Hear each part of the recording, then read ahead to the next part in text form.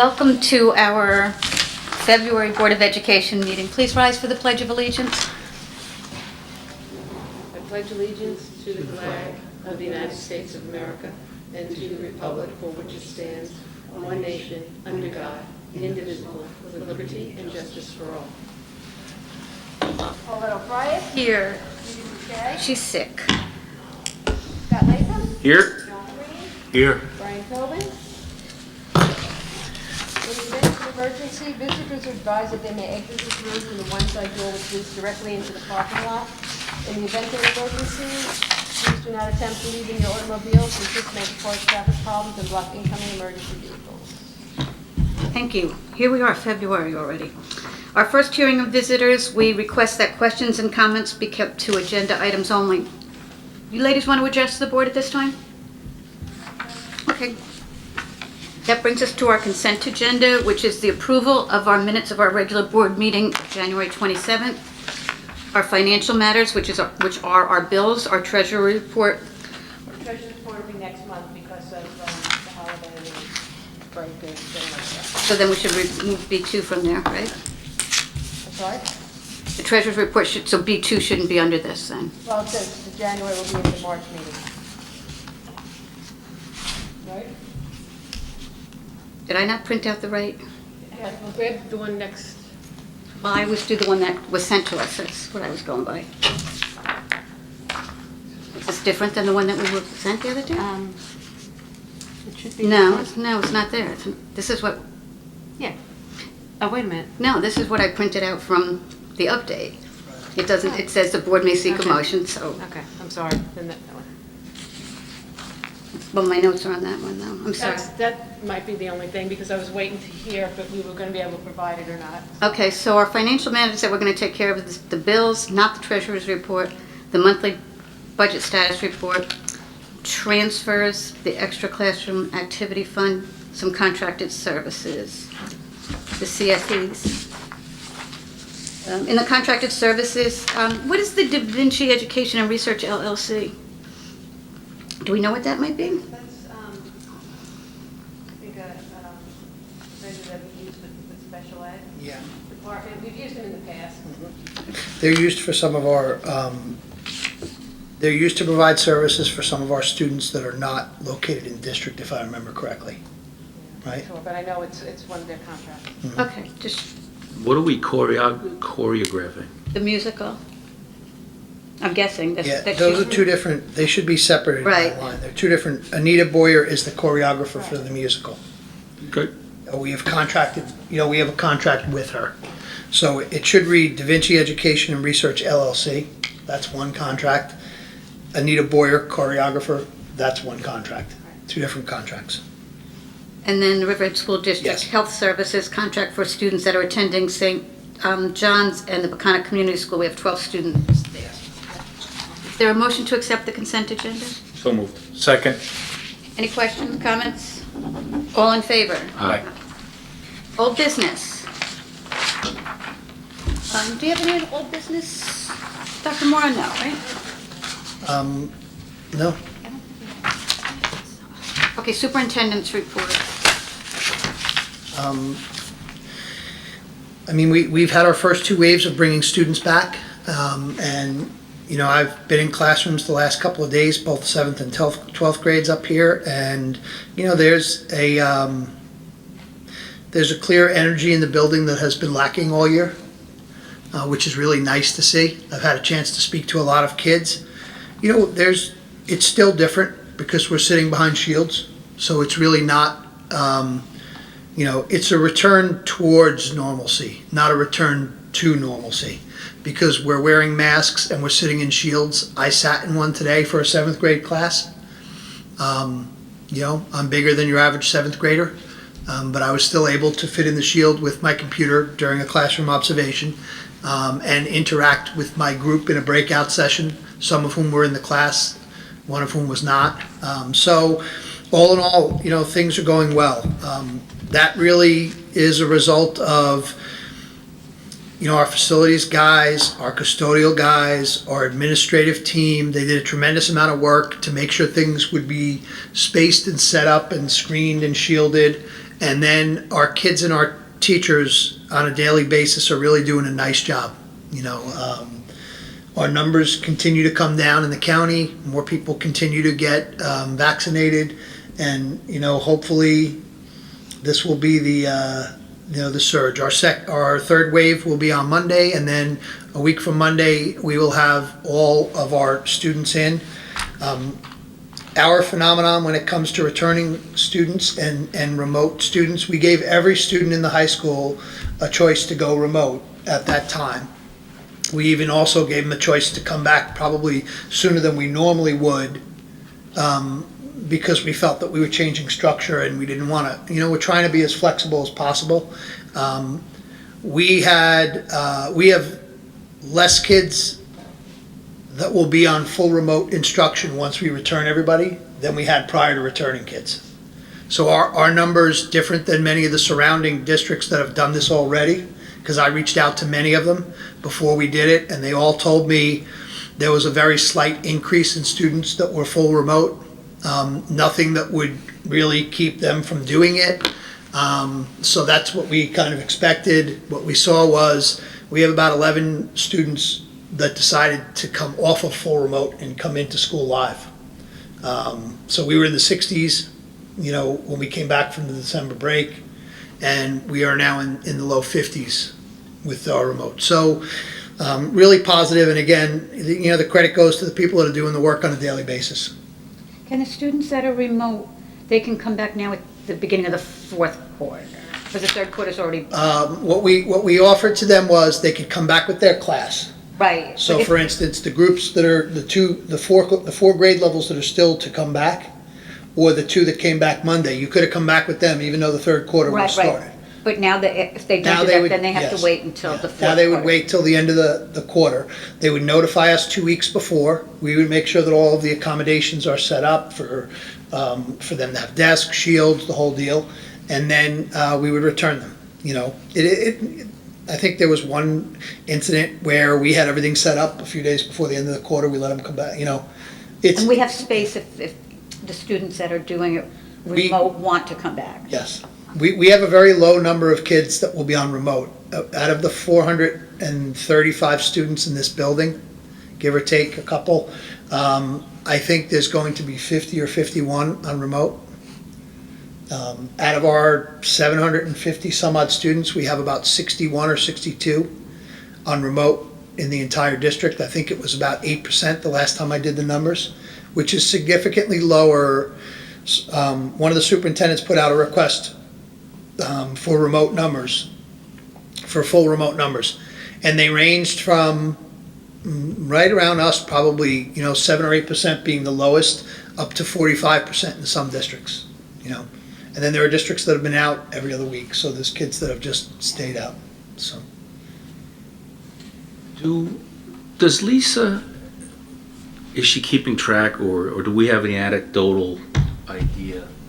Have they experienced an uptick in interventions with the social worker and the psychologist due to the isolation and whatnot that you know of? I mean, proactively, our social workers and psychologists put out a survey to students, and then from that survey, they started to try to provide interventions before instead of waiting for the crash, they're putting up the traffic light before the crash is kind of the way they're doing it. So I can get data on it, but it may be slightly misleading because our social workers and psychologists have tried to take a proactive approach to try to manage and deal with some of these things before they knew it was truly a problem for kids. So I can try to find out for you, but like I said, the answer is going to be yes, because they've already started doing things whether they knew they needed them or not, because we believed, or when we surveyed kids, they responded and said,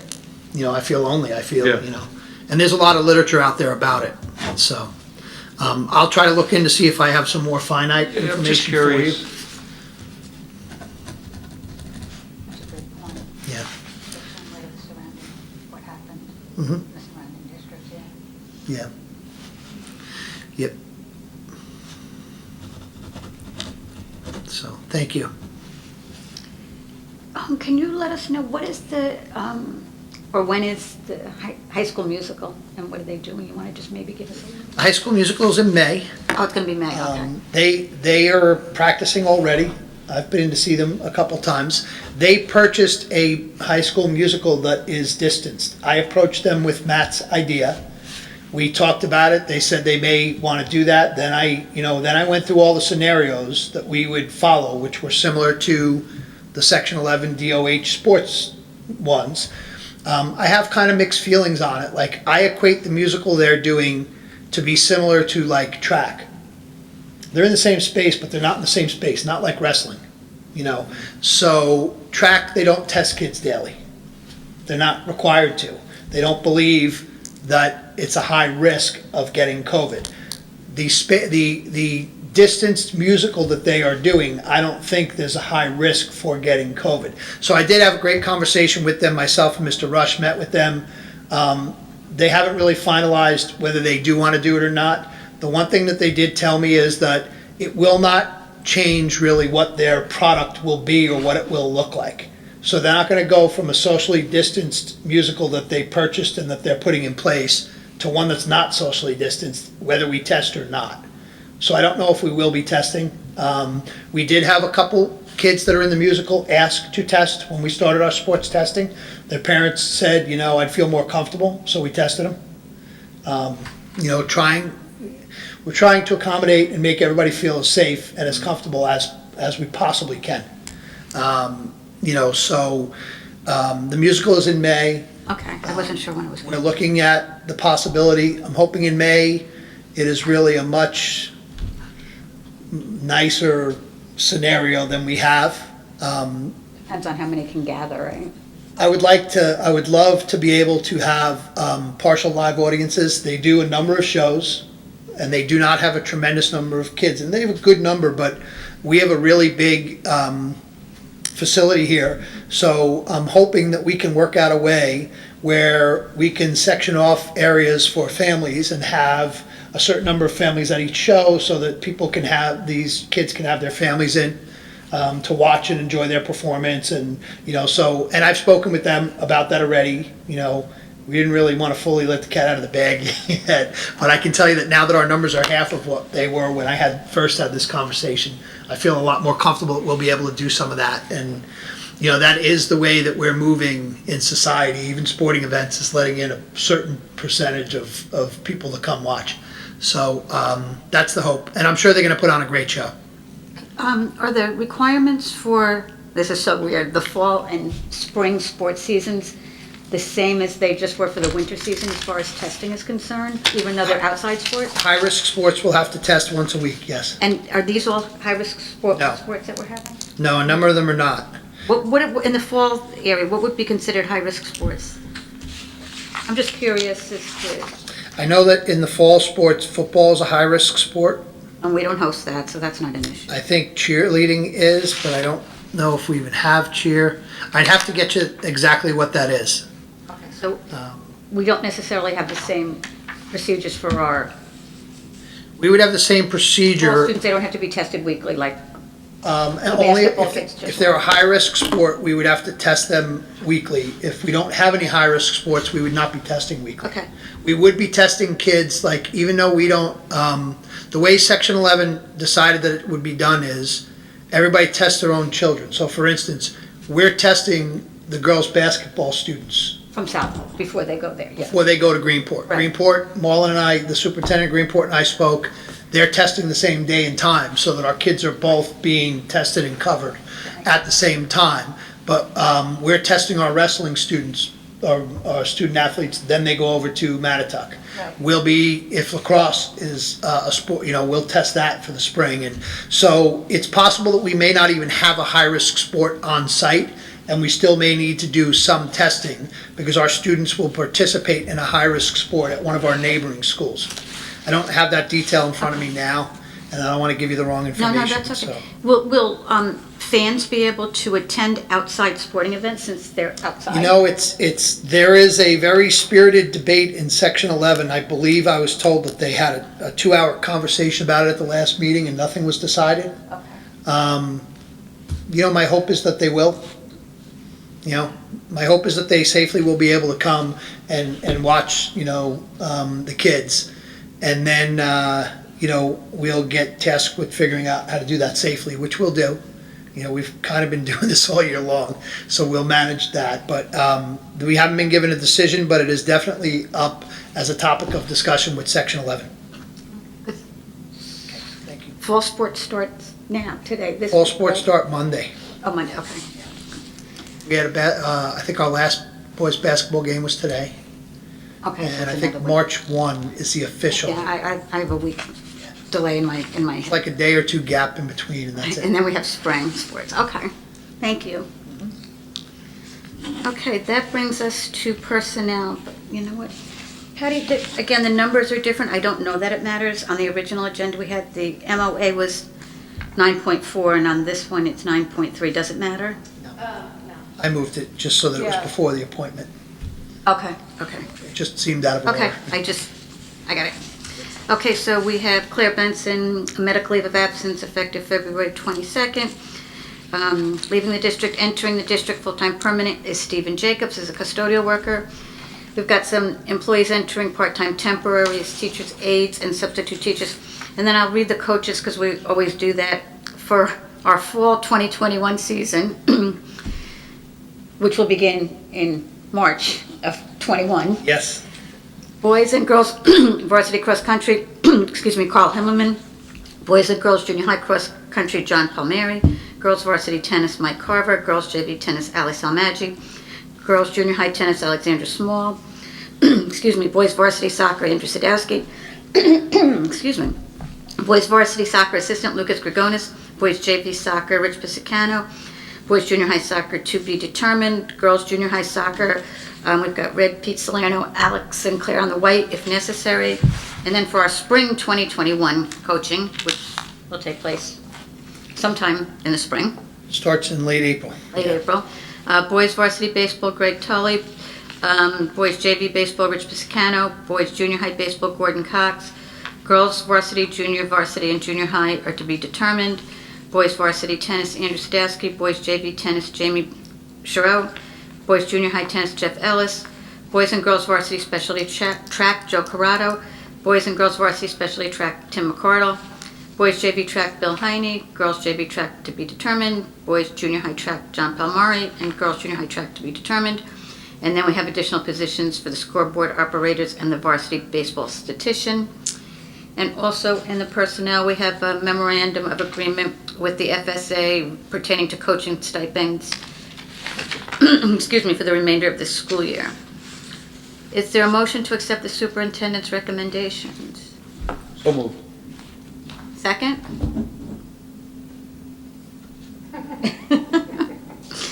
Any comments? Are you allowed to second your own motion? What happens if you don't second it and it dies? It's all on me. Yeah, a lot of pressure. You hold the fate of the sports seasons in your hands. I second it. But we have to insert rodeo, varsity rodeo. All in favor? Aye. Okay, so we have a calendar here for next school year, which is one of those tricky years, as they say. Maybe you want to speak to the dates on this, Dr. Morrow, before we adopt this calendar? Yes, so, This You is know- the BOCES calendar, correct, too? no, this is the draft of our But calendar. is it aligned with the BOCES calendar?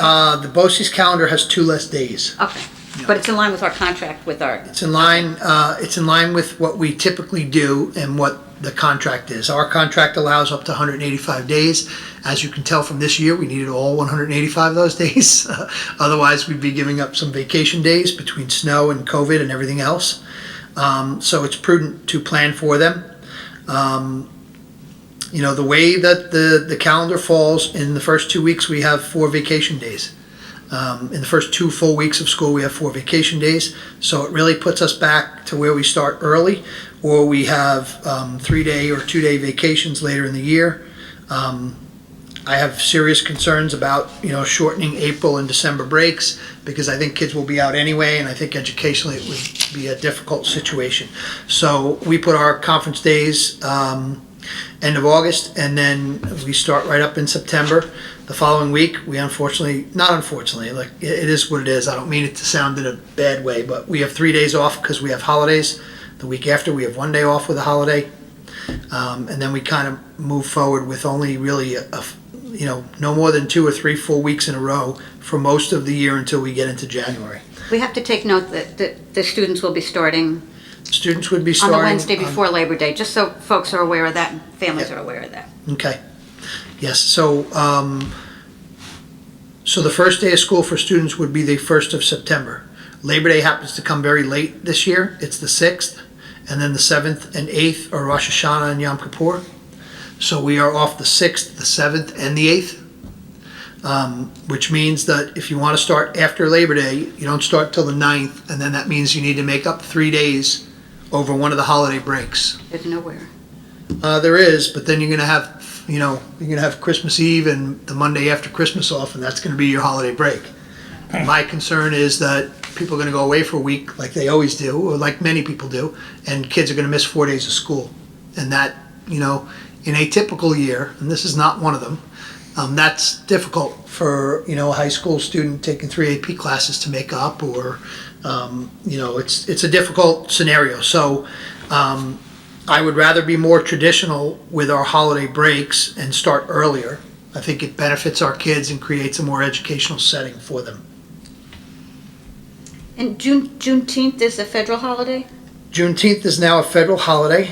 The rules with federal holidays are if they're on a Saturday, they can be celebrated on a Saturday and you don't have to have a day off from school. If they're on a Sunday, you have to either have a Monday or a Friday off. Don't really know why those are the rules, but those are the rules. So, We have to put that in the contracts with our bargaining units? Are the holidays spelled out in that? Do we have to, we may have to just, we may have to look at it and have some sort of addendum to it. I mean, the truth is, if it's a federal holiday, we as a public school right, we have to. are required, But anyway. to be off. But yes, we are gonna, we absolutely will have to look at some alignment with our different units to make sure that it's less for the teachers unit because theirs runs based on days, and more for our clerical custodial units. Alrighty then. Would someone care to make a motion to adopt the calendar for the 2021-22 school year? So moved. Second. All in favor? Aye. Finance Committee report, Judy's not here. Building Committee report, John? We have not met. We're gonna need to schedule a meeting because we've got, I think, 4 people Chuck, submitted. was it 4 or 5? I couldn't remember. Okay. I couldn't 4 remember. firms have submitted documentation to become our attorneys, so we're gonna have to sit down and review those. So, I can have Jennifer send out dates for a meeting tomorrow. sure, Thursday afternoons are almost always good for me. Okay. Policy Committee report, Scott? We have nothing. And then we have BOCES board nominations. There are 5 seats expiring this June 30th, 2021, and 1 seat expiring on June 30th, 2023. And the seats that are up are the position held by Arlene Berezi of Selden, the position currently held by Walter Densler of Setauket, the position currently held by Stephen Gesner of Shelter Island. Well, he's an incumbent not seeking re-election. The position currently held by Joe, I can never pronounce his name, he's been on the board forever there, let's go. And the one held by Jim McKenna of Southampton, and the one held by Brian Mealy of Mattituck. Does anybody want to nominate anybody? Brian or Judy, teach them not to Absolutely. miss a meeting. If Brian Mealy, are these guys interested in it again, Patty, or are these just the people that are holding the seats now? I think 3 is the only one that's noted as not seeking Right. re-election. Yeah. Well, number 2, he passed away. I think Brian Mealy, If they're listed, that you can nominate. so can we just nominate Brian? You want to make that nomination, Scott? I was talking about Brian Tobin. Oh. I was talking about Brian Mealy of Always show Mattituck. up to a meeting, you're the head of the committee. It's always nice to have somebody from our local area representing, I It is. think, on the I'll board. certainly nominate Brian Okay. Mealy. John, you going to second that nomination then? I do. All in favor? Aye. Okay. I don't, anybody else want to nominate anybody else? I don't know any of them. I just know Brian. I guess that's our only nomination, Patty, until they change that date of the voting on their budget. We're not gonna do that. I'm working on it. I've been working on it for a minute. Anybody have any new business? That brings us to our second hearing of visitors. At this time, we'll listen to anything you want to comment about or ask questions about that has to do with our school. You ladies have anything? You sure? All right then. See you in a couple weeks. Board member commentary. Mr. Latham. I would just like to thank everybody that's continuing to make this a smooth transition out of a mess, and the fact that we're not, it's just going along smoothly. You're not reading about us. Obviously, they're not here with pitchforks and torches. The kids are coming back. The kids are getting happy, and it's just a testament to the school, the district, the employees, and most importantly, just the overall community, because that's where we get the strength and the humility and the gratitude to do this. So, thank you. Dr. Crean? Yeah, well said. It seems that every day you read the newspaper or you look on television and there's a problem somewhere else on the island. And we haven't had those problems. We had that hiccup early on, and I think everybody in our community is really, so obviously some of it's luck. We're smaller, we're a little isolated, but it's also hard work on a lot of people's parts that we've been able to function, and we slowly each day are getting a little closer to normal, and that's wonderful. I'm proud to be part of this community. I'm proud to be on the school board. Both of you, well said. I think because most everybody that you're referring to, both of you guys, they're here for the right reasons and they're here for the kids, including the community, because we often say without our community support, and a great deal of them don't even have children in the district, they support us, and it shows, which kind of reminds me that budget season starts, so we'll start meeting for our budget, and I know it's not going to be a fun season this year. We just have to keep that in mind going in, that we'll do the best that we can. We always do. Thanks for coming, ladies. Anytime. Is there a motion to adjourn? So moved. A second. All in favor? Aye.